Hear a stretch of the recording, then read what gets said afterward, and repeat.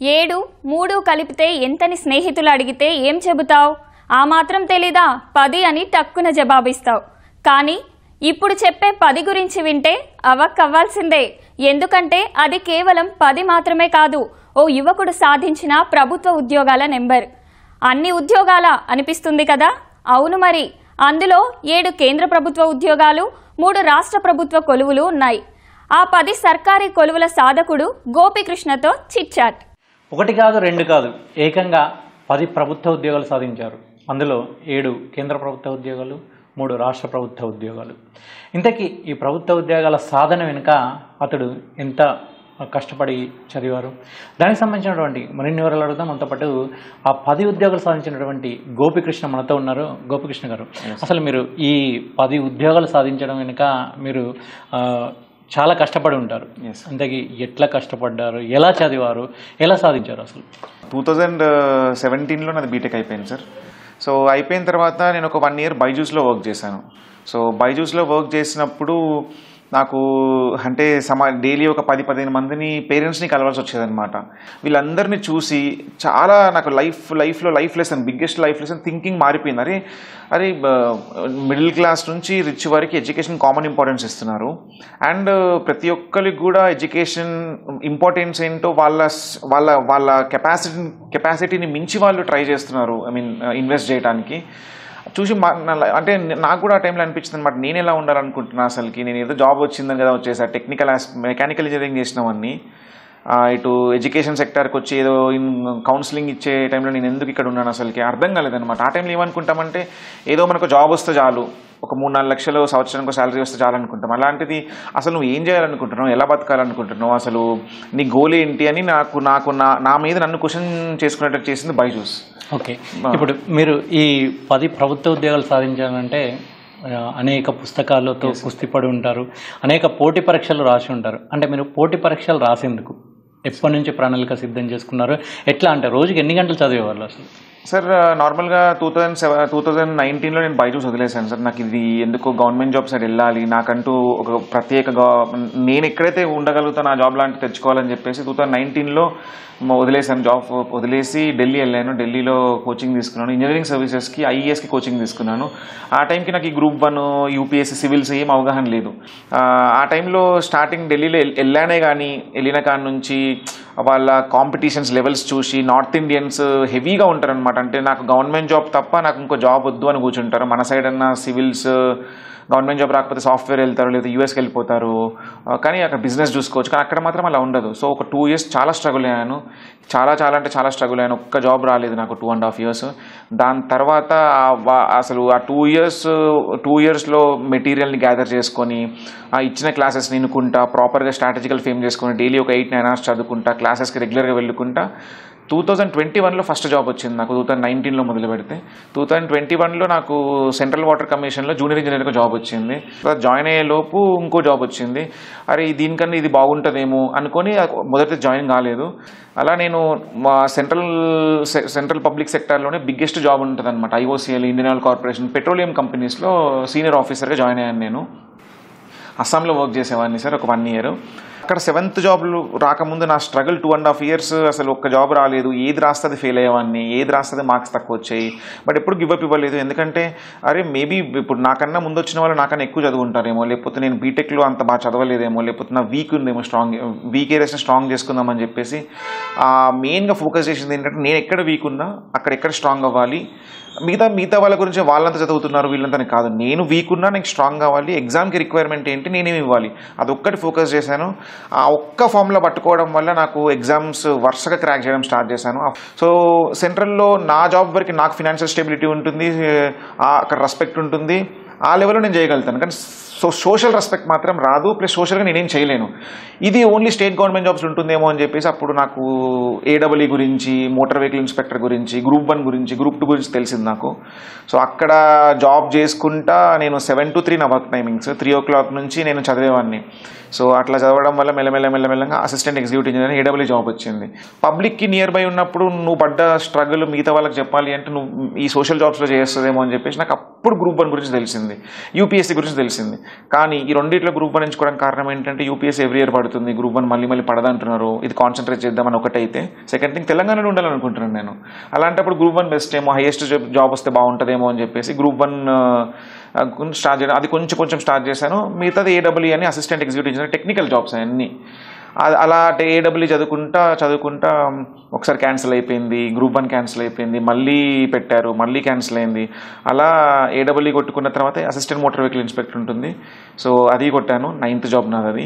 దాని తర్వాత ఈ టెక్నికల్ ఆస్పిరెంట్స్లో ఒక యూనిఫామ్ జాబ్ ఇచ్చి, యూనిఫామ్ పవర్ ఇచ్చి, అండ్ సోషల్గా నువ్వు ఎంతో కొంత చేయొచ్చు అనమాట. లైసెన్స్ ఇష్యూయింగ్ అథారిటీ నుంచి వెహికల్ ఇన్స్పెక్షన్ అథారిటీ వరకు నీ పరంగా రోడ్ సేఫ్టీ గురించి నువ్వు ఎంతో కొంత చేయొచ్చు అనే బిగ్గెస్ట్ జాబ్లో ఉన్నాను. అండ్ దాని తర్వాత నాకు ఇంకా మిగిలింది ఏముంటుంది, ఇంకా సోషల్గా ఎక్కడ దగ్గర అవ్వచ్చు ప్రజలకు అనుకుంటే గ్రూప్ 1 ఒకటి తెలిసింది. సో ఫస్ట్ 2 times క్యాన్సిల్ అయినప్పుడు నేను అంత లేను సార్, నాకు అంత స్టాండర్డ్స్ లేవు. ఎందుకంటే అన్ని టెక్నికల్ జాబ్స్, మెకానికల్ ఇంజనీరింగే ఒక సముద్రం లాంటిది, దాంట్లో ఈదడమే టాప్ రావడమే కష్టం. సో దాంట్లో బాగా పర్ఫెక్ట్ అవ్వడం వల్ల నాకు ఏడబ్ల్యూలో 8th ర్యాంక్ వచ్చింది, మోటార్ వెహికల్ ఇన్స్పెక్టర్లో స్టేట్ 3rd వచ్చింది. దాని తర్వాత మెల్లంగా మెయిన్స్కి చదవడం స్టార్ట్ చేశాను. అదే మెయిన్స్ ఉంటుంది కదా, ప్రిలిమ్స్ అంటే ఏడబ్ల్యూలో ఏఎంఏలో మన నాన్ టెక్నికల్ పార్ట్ ఉంది 150 మార్క్స్కి. ఆ 150 మార్క్స్ ఉండడం వల్ల నాకు ప్రిలిమ్స్ ఈజీ అయింది. అక్కడ ఇక్కడ సేమ్ ప్రిలిమ్స్ జిఎస్ కాబట్టి ప్రిలిమ్స్ ఈజీ అయిపోయింది. కానీ మెయిన్స్ అసలు అవగాహన లేదు, రైటింగ్ ప్రాక్టీస్ లేదు, ఏది లేదు, ఏం చేయాలి అనుకొని సెకండ్ టైం ఎగ్జామ్ క్యాన్సిల్ కాకపోతే మేబీ ఈరోజు మీ ముందుండేవాడిని కాదు కావచ్చు. ఎందుకంటే ఆ టైంకి నాకు రైటింగ్ ప్రాక్టీస్ లేదు, ఆ టైం క్యాన్సిల్ అవ్వడం వల్ల నాకు టైం దొరికింది అనుకొని చెప్పేసి 6-7 months మెయిన్స్ ప్రాక్టీస్ చేసి, డైలీ రైటింగ్ ప్రాక్టీస్ చేసి, సోర్స్ గ్యాదర్ చేసుకొని, చాలామంది చాలా అంటూ ఉంటారు అనమాట, అంటే యూపీఎస్సీ వాళ్ళు చాలామంది ఉన్నారు, యూపీఎస్సీ ఎక్స్పీరియన్స్ ఉంటేనే వస్తుంది, మెయిన్స్ ఇచ్చున్నారని. మరి నాకు ఏ యూపీఎస్సీ ఎక్స్పీరియన్స్ లేదు, ఒక్కసారి యూపీఎస్సీ అటెంప్ట్ ఇవ్వలేదు. నేను డైరెక్ట్ వచ్చాను, మెయిన్స్ ఎగ్జామ్కి రిక్వైర్మెంట్ ఏంటో తెలుసుకున్నాను, గ్రూప్ 1 గురించి ఎలా ప్రాక్టీస్ చేయాలి, ఎలా రాస్తే వస్తుంది, స్ట్రాటజికల్గా కజిన్స్ హెల్ప్ తీసుకున్నాను. సో నాకు ఒకటి అర్థమైంది ఏంటంటే ఇక్కడ కావాల్సింది ఫస్ట్ సెల్ఫ్ కాన్ఫిడెన్స్. అంటే నాకు ఇది ఉంటేనే, నాకు యూపీఎస్సీ ఎక్స్పీరియన్స్ ఉంటేనే గ్రూప్ 1 కొడతా అనేది రాంగ్, బికాజ్ యూపీఎస్సీ ఎక్స్పీరియన్స్ లేకుండే వచ్చింది. పోటీ పరీక్షలకు సన్నద్ధమవుతున్న క్రమంలో మిమ్మల్ని బాగా ఇబ్బంది పెట్టిన ఘటన కావచ్చు, లేదంటే మీరు మిమ్మల్ని చాలా ప్రభావితం చేసిన ఘటన ఏదైనా చోటు చేసుకుందా?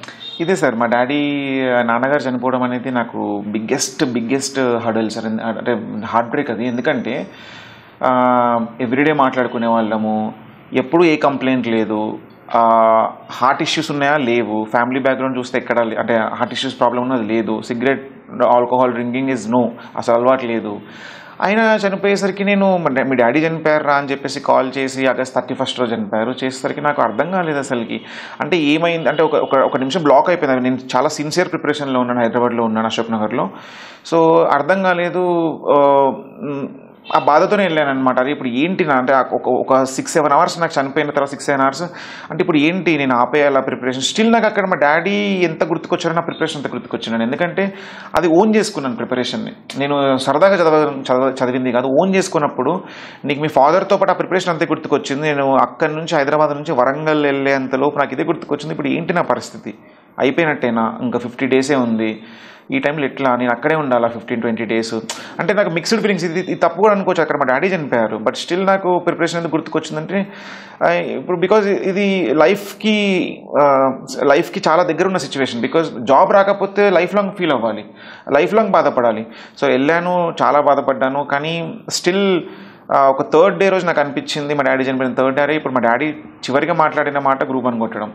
సో అది కొడితే తను హ్యాపీ, అంటే తనకు కూడా సార్ ఇప్పుడు ఇవన్నీ నమ్మాలో తెలియక సార్ అతను ఆత్మ శాంతించాలి అనేది కాన్సెప్ట్ ఉంది అంటే ఇప్పుడు నాకు రాకపోతే అది ఎప్పటికీ ఉండదు సార్. మా ఫాదర్కి హ్యాపీనెస్ అనేది, పీస్ఫుల్ హెవెన్లో హ్యాపీనెస్ ఉండదు. నేను కొడితే హ్యాపీగా ఉంటారు. ఈరోజు ఈ బ్లెస్సింగ్స్, ఈరోజు ఈ అప్లాజ్ అంతా all credits to my father. ఆ రోజు నేను డెసిషన్ తీసుకుని ఏడ్చుకుంటా వదిలేద్దాంలే మా మమ్మీ దగ్గర ఉండాలనుకుంటే నేను ఐ మీన్ ఈ లెవెల్ ఉండకపోయానేమో. మా తమ్ముడు చూసుకున్నాడు, మా అమ్మ దగ్గర ఉన్నాడు. సో నేను మళ్ళీ 3rd day రోజు నుంచి మళ్ళీ స్టార్ట్ చేశాను, కూర్చున్నాను. ఆ ఇంట్లోనేమో చాలామంది చుట్టాలు వస్తూ ఉంటారు చనిపోయిన తర్వాత. 15 days వరకు ఊర్లో దాటొద్దంటారు. కూర్చున్నాను, చదివాను. Because of all of this I was able to crack here sir. ఈ పోటీ పరీక్షలకు సన్నద్ధమవుతున్న క్రమంలో ఒక్కొక్క పారామీటర్లు పెట్టుకొని చదువుకుంటూ ఉంటారు, ఒక్కొక్క ప్రకారం చదువుతుంటారు. మీరు ఏ పారామీటర్స్ పెట్టుకొని చదివారు, ఎట్లా ప్రిపేర్ అయ్యారు, ఎన్ని గంటలు ప్రిపేర్ అయ్యారు, మీరు ఎట్లా కష్టపడ్డారు? సార్ ఒక్కొక్కరికి ఒక స్ట్రెంగ్త్ ఉంటుంది సార్. అంటే కొందరికి స్మార్ట్ వర్క్ స్ట్రెంగ్త్, కొందరికి హార్డ్ వర్క్ స్ట్రెంగ్త్, కొందరికి స్ట్రాటజీ ఫాలో అవ్వడం స్ట్రెంగ్త్. నా పరంగా నా స్ట్రెంగ్త్ వచ్చేసి హార్డ్ వర్క్ సార్. నేను ఇన్ని గవర్నమెంట్ జాబ్స్ కొట్టాను, లాస్ట్ ఒక 4 years నుంచి కూర్చున్నాను కాబట్టి I was able to SIT 12 to 13 hours for sure, easily కూర్చుంటాను అనమాట. సో దానివల్ల నేను తక్కువ టైంలో ఇప్పుడు టెక్నికల్ ఆస్పిరెంట్కి మెకానికలే ఒక పెద్ద ఓషన్ అన్నప్పుడు ఇటు నాన్ టెక్నికల్కి వచ్చి ఈ సముద్రంలో దూకడం అనేది పెద్ద సవాలే. కానీ నా స్ట్రెంగ్త్ ఏంటంటే 12 hours 13 hours కూర్చోవడం కాబట్టి ఎవ్రీడే 12 hours 13 hours చదివేవాడిని. ఫస్ట్ ఏంటంటే అసలు భయపడేవాడిని కాదు, ఎందుకంటే ఎగ్జామ్కి రిక్వైర్మెంట్ నేర్చుకున్నాను. స్టార్టింగ్లో భయపడ్డా, డయాగ్రామ్స్ ఏమంటారు, అంత స్పీడ్ డయాగ్రామ్స్ ఎలా వేస్తాం అనుకున్నా. అరే తక్కువ 12 minutesలో క్వశ్చన్ కంప్లీట్ చేయాలంటే ఎట్లా కంప్లీట్ అవుతుంది, కుదరదు కదా అని అనుకున్నా. కానీ phone available to complete the question. 12 minutes diagrams వేసాను, ఎగ్జాంపుల్స్ రాశాను. సో ఫస్ట్ బిలీఫ్ అనమాట, భయపడకుండా స్ట్రాటజికల్గా వెళ్ళి టెన్షన్ పడకుండా ఎగ్జామ్ రిక్వైర్మెంట్ని అర్థం చేసుకొని స్ట్రాటజికల్గా వెళ్తే ఇట్స్ వెరీ ఈజీ సార్. పోటీ పరీక్షలకు సన్నద్ధమయ్యే వాళ్ళకి మీరు ఇచ్చే సూచనలు, సలహాలు అంటే ముఖ్యంగా కేంద్ర ప్రభుత్వ ఉద్యోగాలకు ఒక రకంగా ఉంటుంది పోటీ పడడం, రాష్ట్ర ప్రభుత్వ ఉద్యోగాలకు ఒక రకంగా ఉంటుంది పోటీ పడడం. సో వాళ్ళకు మీరేం సలహాలు సూచనలు ఇస్తారు? సో ఫస్ట్ ఏంటంటే నార్మల్గా ఇప్పుడు మీరు ఏ ఎగ్జామ్కి అయితే ప్రిపేర్ అవ్వాలనుకుంటున్నారు, ఎనీ ఎగ్జామినేషన్, ఆ ఎగ్జామ్ యొక్క ముఖ్యం ఏంటంటే ఫస్ట్ ఇది అందరు చెప్పేవాడే, బట్ మళ్ళీ చెప్తున్నాను, సిలబస్ అనేది తరోగా చదవాలి. అంటే సిలబస్లో ఏమున్నాయి, ఏ పాయింట్స్ ఉన్నాయి, ఈ సిలబస్లో ఈ సబ్జెక్ట్స్ ఉన్నప్పుడు ఈ సబ్జెక్ట్కి మీకు మెంటర్షిప్ కావాలనుకుంటే ఆ సబ్జెక్ట్ యొక్క బెస్ట్ మెంటర్ ఎవరు ఉంటారు, లేదా ఓన్గా చదువుకుంటా అనుకుంటే ఆ సబ్జెక్ట్ యొక్క బెస్ట్ బుక్ ఏముంటుంది, ఆ బుక్ని చదవడం. ఒక్కసారి చదివితే ఎవరికి రాదు. అదే బుక్ని ప్రతిరోజు చదువుకుంటా ఒక 6 hours కూర్చుంటారా, 12 hours కూర్చుంటారా అనేది డిపెండ్స్ అపాన్ యువర్ క్యాపబిలిటీ. మీరు 6 hours కూర్చొని 12 hours కూర్చొని కన్సిస్టెన్సీగా కూర్చోండి. చదువుకుంటా పోవడం ఎవరైనా చదువుతారు. ఎగ్జామ్ ఒక సంవత్సరం అయిపోయేసరికి కోచింగ్ సెంటర్లో సపోజ్ ఏదైనా కోచింగ్ సెంటర్ ఉంటే 1000 మంది ఉంటే 1000 మందికి సబ్జెక్ట్ అయిపోతుంది. కానీ మీకు ఎంత వచ్చిందనేది ఇంపార్టెంట్. ఆ సబ్జెక్ట్ స్ట్రాటజీని అర్థం చేసుకొని ప్రతిరోజు కన్సిస్టెన్సీ మెయింటైన్ చేసుకుంటా ఎక్స్టర్నల్ ఫ్యాక్టర్స్ చాలా ఇన్ఫ్లుయెన్స్ చేయడానికి ట్రై చేస్తూ ఉంటాయి. అది ఇప్పుడు ఇంపార్టెంట్. దానివల్ల నాకేమన్నా వస్తుందా అని ఇక్కడ ఎడ్యుకేషన్లో సెల్ఫిష్ ఉండడం అంటే ఇదే అనమాట. అంటే దానివల్ల నాకు ఏం యూజ్ లేను అన్నప్పుడు నేను దాన్ని పట్టించుకోను. అన్నప్పుడు కొంచెం సెల్ఫిష్ మోటివ్, పాజిటివ్ సెల్ఫిష్నెస్, ఈ పాజిటివ్ సెల్ఫిష్నెస్తో నుండి పర్ఫెక్ట్గా మీరు 1 year కూర్చొని చదివితే ఏ జాబ్ అయినా you are able to crack it for sure. 10 ప్రభుత్వ ఉద్యోగాలు వచ్చాయి కదా, అందులో మీరు ఏ ఉద్యోగాన్ని ఎంచుకుంటారు, ఎందుకు? సార్ ఆల్రెడీ నేను ఫస్ట్ నాకు అంటే వచ్చిన జాబ్స్ అన్నీ ఒకే లెవెల్ జాబ్స్ రాలేదు సార్. జూనియర్ ఇంజనీర్ అనేది కొంచెం తక్కువ లెవెల్, దాని తర్వాత పైన మేనేజ్మెంట్ ట్రైనింగ్, దాని తర్వాత సీనియర్ ఆఫీసర్, ఒక లెవెల్ ఆఫ్ జాబ్స్ వచ్చాయి. అంటే ఒక్కొక్క స్టెప్ వచ్చింది. సో ఒక్కొక్క స్టెప్ ఉన్నప్పుడు దాంట్లో పై స్టెప్ ఎంచుకుంటాం కదా. సో నేను సెంట్రల్ గవర్నమెంట్ జాబ్లో 7th జాబ్ ఎంచుకున్నాను ఇండియన్ ఆయిల్ కార్పొరేషన్లో. అది పబ్లిక్ సెక్టారు, ఫినాన్షియల్ స్టెబిలిటీ ఉంటుంది, అండ్ పెట్రోలియం సెక్టర్ కాబట్టి కోర్ సెక్టార్లో మంచిగా వర్క్ చేయొచ్చు, బికాస్ కోర్ నాలెడ్జ్ ఉంది కాబట్టి నాకు అక్కడ ఎంచుకున్నాను. అండ్ నా పరంగా వర్క్ టైమింగ్స్ బాగుంటాయని చెప్పేసి. దాని తర్వాత అక్కడ ఏదో మిస్ అయింది ఏంటంటే సోషల్కి లింక్ మిస్ అవుతుంది, మన రీజన్ని మిస్ అవుతామని చెప్పేసి 7thకి సెంట్రల్లో హైయెస్ట్ జాబ్ కొట్టేసిన తర్వాత నేను 8th 9th 10th జాబ్స్ అనేది స్టేట్కి వచ్చేసాను. స్టేట్కి వచ్చేసి ఏడబ్ల్యూ వచ్చింది. ఏడబ్ల్యూ జాయిన్ కాలేకపోయాను బికాజ్ ఆ టైంలో గ్రూప్ 1 ప్రిపరేషన్లో ఉన్నాను. మోటార్ వెహికల్ ఇన్స్పెక్టర్ జాయిన్ అయ్యాను, ఎందుకంటే నాకు ఇప్పుడున్న జాబ్స్లలో మోటార్ వెహికల్ ఇన్స్పెక్టర్ కొంచెం నా పరంగా సొసైటీకి దగ్గర ఉంటాను, plus uniform job, technical strong ఉన్నప్పుడు మనం వర్క్ బాగా చేయొచ్చు అనమాట.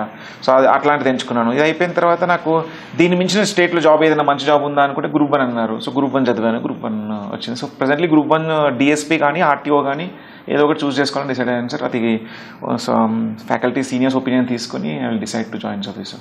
ఓకే అండి, గోపకృష్ణ గారు, best of luck. Thank you. అది మీరు మీ లక్ష్య సాధన కోసం కష్టపడి కాదు, ఇష్టపడి చదివితే సులువుగా 10 కాదు ఎన్ని ఉద్యోగాలైనా సాధించవచ్చు అంటున్నారు.